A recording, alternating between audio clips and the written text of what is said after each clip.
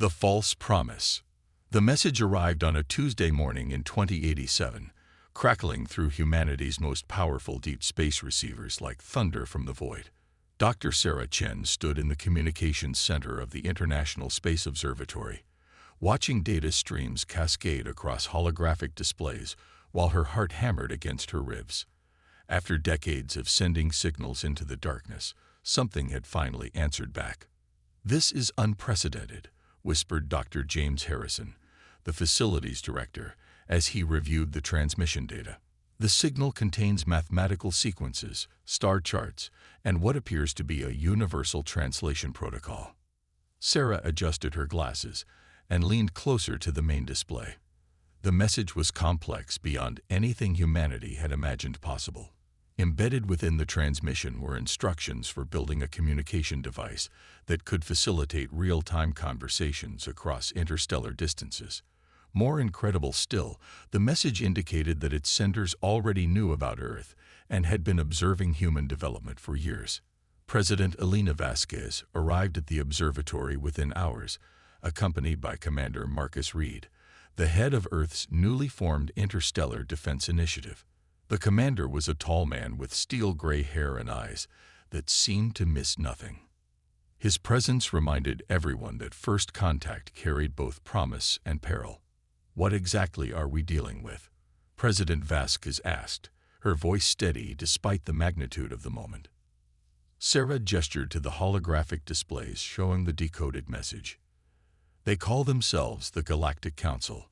According to this transmission, they represent 47 different species across this sector of the galaxy. They've been watching our progress and believe we're ready for contact." "Ready for what exactly?" Commander Reed interjected, his military instincts already sensing potential threats.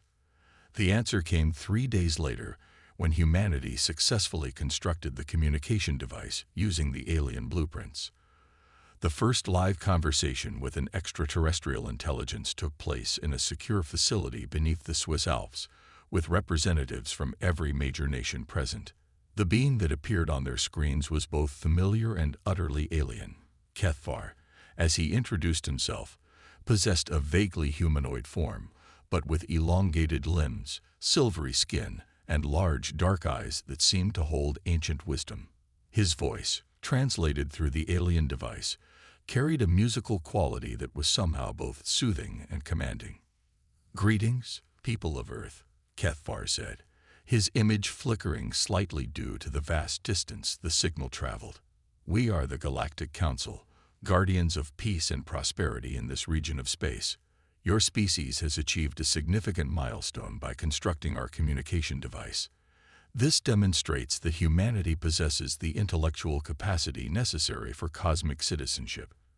President Vasquez stepped forward, her diplomatic training taking over despite the surreal circumstances. "On behalf of all humanity, we thank you for making contact.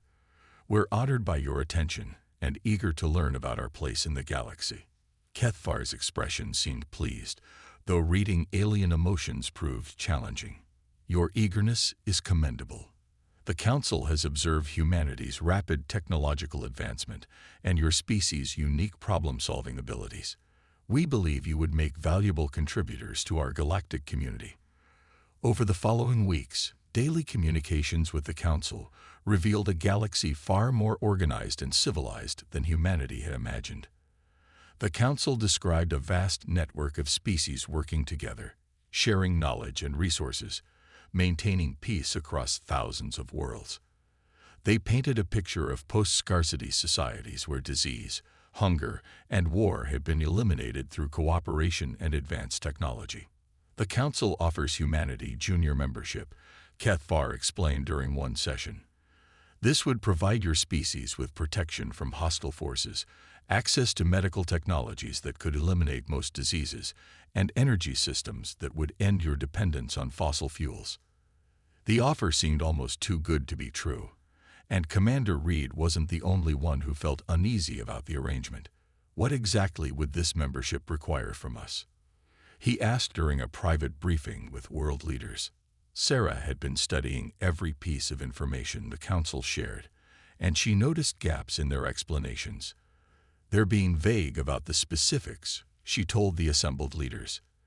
They mentioned that Earth would serve as a research station for the Council, but they haven't explained what kind of research. President Vasquez frowned. Research into what? That's what worries me, Sarah replied. Even the communication devices, they're all potential weapons. If they can control them remotely, they can shut down our power grids, poison our medical supplies, or worse. How long do we have? Asked General Thompson, the military representative. Based on their timeline, maybe 3 months before they begin Phase 2, Sarah replied. But if they suspect we know the truth, they could act immediately. President Vasquez looked around the room at the faces of humanity's leaders. Then we need to be ready. Commander Reed, what are our options? Reed's smile was grim but determined. The Council made one critical mistake. They assumed we were as naive as we appeared. While they've been studying us, we've been studying them. And humanity has always been at its best when our backs are against the wall. As the meeting concluded and leaders dispersed to prepare their nations for what was coming, Sarah remained behind with Reed and Vasquez. Through the reinforced concrete above them, the Council's ships continued their orbits around Earth, their occupants believing they held all the advantages. They were about to discover how wrong they were. The human response. 3 weeks after Sarah's discovery, Commander Reed stood in a facility that officially didn't exist. Located 2 miles beneath the Colorado Rockies, Project Pandora had been humanity's most classified undertaking since the Council's arrival. What the aliens didn't know was that humanity had been preparing for this exact scenario from the moment their ships appeared in Earth's skies. "Show me what we have," Reed said to Dr. Elena Martinez, the project's chief scientist. Martinez led him through corridors lined with blast-resistant doors, each one hiding humanity's desperate gambit for survival. "We've been reverse engineering their technology since day one," she explained. "Every piece of Council equipment they gave us went through our labs before being deployed. We've learned more about their capabilities than they realize." The first chamber contained what looked like a standard Council fusion reactor, but with significant modifications. Human-built components were integrated throughout the alien design, invisible to casual observation, but fundamentally altering its function. "They think they can shut down our power grid remotely," Martine said, her voice filled with quiet pride. "What they don't know is that we've modified every reactor they gave us. Instead of shutting down when they send the deactivation signal, our reactors will overload theirs." Reed raised an eyebrow. "Overload how?" "Their ships use the same basic fusion technology. We've created a resonance feedback loop that will cause catastrophic failures in any Council vessel within a 50,000-kilometer radius when we activate the protocol." They moved to the next chamber, where teams of engineers worked on modified versions of the Council's communication devices. Sarah Chen was among them, her expertise in xenobiology proving invaluable in understanding alien technology. "Sarah, show the commander what you've discovered," Martinez called out. Sarah looked up from a partially disassembled communicator, her eyes bright with the thrill of discovery. "The Council's communication network isn't just for talking," she explained. "It's neurally integrated with their species. Every Council member is connected to a collective consciousness through these devices." "Meaning?" Reed asked. "Meaning we can't just send them a message." Sarah smiled grimly. "We can make them feel it. Every emotion, every sensation, every bit of data we transmit will be experienced directly by their minds." The implications were staggering. Reed had studied psychological warfare throughout his military career, but this opened possibilities he'd never imagined. "What kind of message did you have in mind?" Sarah's expression grew cold. "The truth about humanity. The real truth." In orbit above Earth, Kethvar reviewed the latest reports from the collection teams. Phase 2 was proceeding ahead of schedule, with biological samples arriving from population centers across the planet. The humans remained blissfully unaware of their true purpose, continuing to cooperate with Council requests. "The weapon synthesis is progressing well," reported Zarthek, the Council's chief weapons designer. Human biology is remarkably adaptable. The pathogens we're developing will be extremely effective against the Zephyrian Empire while leaving Council species unharmed. Kethvar felt satisfaction pulse through the neural network connecting all Council members. After centuries of conflict with the Zephyrians, they would finally have a decisive advantage. The humans would serve their purpose and then be disposed of, leaving Earth as a convenient outpost for Council expansion. Begin preparation for Phase 3, Kethvar ordered. Once we have sufficient biological data, we'll no longer need to maintain the deception. Every time I ask for details, they redirect the conversation to the benefits we'll receive. Despite these concerns, the majority of world leaders voted to accept the Council's offer. The promise of unlimited clean energy and medical miracles proved too tempting to refuse. Within months, the Council began sharing technology with humanity, starting with fusion reactors that could power entire cities and medical scanners that could detect diseases at the cellular level. Sarah found herself appointed as humanity's chief liaison with the Council, a position that granted her access to most communications and technological transfers. It was during her third month in this role that she began noticing disturbing patterns in the Council's requests. They want biological samples from every major population center, she reported to Commander Reed during a classified meeting. Blood samples, tissue cultures, even genetic material from our food crops. They claim it's for medical research, but the quantities they're requesting seem excessive. Reed studied the reports she provided. What kind of medical research requires samples from millions of people? That's what I've been wondering, Sarah said. I've also noticed that they're particularly interested in our immune system responses and how our bodies react to various pathogens.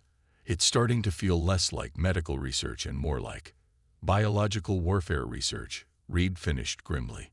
Their suspicions deepened when the promised technological transfers began arriving with significant limitations. The fusion reactors came with control systems that humanity couldn't modify or fully understand. The medical scanners could detect diseases but couldn't be reverse engineered to understand how they worked. Every piece of Council technology contained black box components that were impossible to analyze. They're keeping us dependent, Reed observed during a security briefing. We get the benefits, but we don't understand the underlying principles. If they ever withdrew their support, we'd be helpless. Sarah had been conducting her own investigation using resources the Council didn't know about. Humanity's deep space telescopes had been upgraded with new sensors, and she'd been using them to observe other worlds mentioned in Council communications. What she discovered chilled her to the bone. I've been monitoring radio transmissions from Kepler 442 bits, she told Reed during an emergency meeting. The Council claimed it was a thriving member world, home to a species called the Valdari. But I'm not detecting any signs of technological civilization. No radio signals, no energy signatures, nothing. Reed's expression grew dark. Maybe they relocated. I checked 3 other supposedly thriving Council worlds, Sarah continued. Same result. Empty. Dead. Either the Council has been lying about their membership, or something terrible happened to these civilizations. The breakthrough came when Sarah managed to intercept a communication between Kethvar and another Council member using a modified deep space receiver. The conversation was in an alien language, but humanity's translation protocols had improved significantly since first contact. The human specimens are responding well to the preliminary testing, she heard Kethvar say. Their immune systems show remarkable adaptability. They should provide excellent data for the weapons program. Sarah's blood turned to ice as she listened to the rest of the conversation. The Council wasn't interested in humanity as partners or even junior members. They saw humans as test subjects for biological weapons designed to be used against their enemies. The medical scanners weren't for humanity's benefit.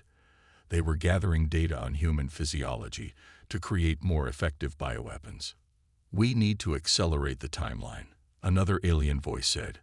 Our conflict with the Zephyrian Empire is escalating. We'll need the weapons ready within 6 months. Agreed, Kethvar replied. Begin Phase 2 of the collection protocol. We'll need samples from at least 10 million humans to complete the weapons matrix. Sarah quickly encrypted the recording and sent it to Commander Reed and President Vasquez. Within hours, an emergency session of world leaders convened in the deepest bunkers humanity possessed, shielded from any possible council surveillance. They'd been lying to us from the beginning, President Vasquez said after reviewing Sarah's evidence.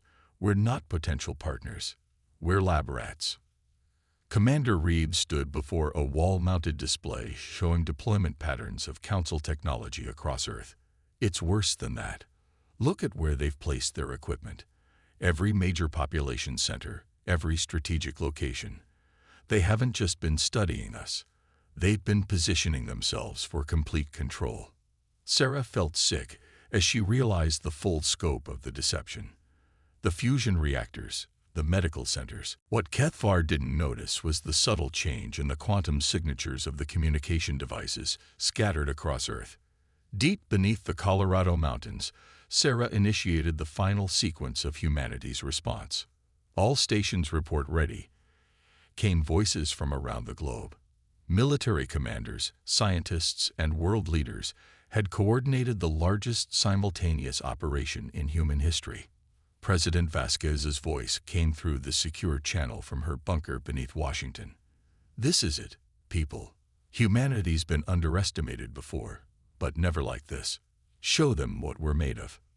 Sarah's fingers hovered over the transmission controls, initiating neural broadcast in 3, 2, 1. The signal that burst from every Council communication device on Earth and propagated through their quantum network was unlike anything the aliens had ever experienced. Instead of words or data, it carried pure human experience, the raw emotional and sensory memory of humanity's greatest trials and triumphs.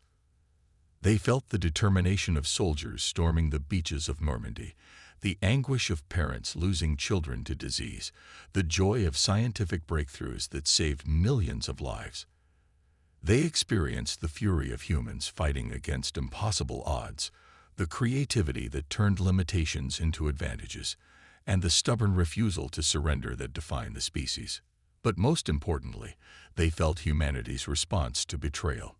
Kethvar screamed as the signal tore through his consciousness, shared instantly with every council member through their neural network. The collective experience of human rage, human ingenuity, and human determination flooded their minds. They saw humanity's true history, not a species that could be easily controlled, but one that had survived ice ages, plagues, wars, and disasters that would have destroyed other civilizations. Through the neural link, they experienced humanity's hidden preparations. They felt the satisfaction of human engineers as they secretly modified alien technology, the grim determination of soldiers preparing for a war they might not survive, and the cold calculation of leaders who had turned the Council's own gifts into weapons. But the most terrifying part of the transmission was its ending. After showing the Council everything humanity had endured and overcome, the message concluded with a single word, felt rather than heard, carrying the weight of an entire species' resolve. Run. Aboard the Council flagship, chaos erupted as the neural feedback overwhelmed alien minds unprepared for such raw, unfiltered emotion. Kethvar struggled to regain control as his crew writhed in psychic agony, their consciousness flooded with human experiences their minds couldn't process. Cut the neural links, he gasped, but it was too late. The signal had propagated through their entire network, reaching every Council ship and station within 100 light-years. That's when the modified fusion reactors activated. The resonance cascade began on Earth, where every Council reactor suddenly shifted frequency in perfect synchronization. The effect propagated through subspace to every Council vessel, causing their power cores to overload simultaneously. Ships that had dominated space for millennia suddenly found themselves powerless, their crews still reeling from the neural assault. "Sir, all primary systems are offline," reported Zarthek, his voice shaking. "The humans, they've been modifying our technology all along."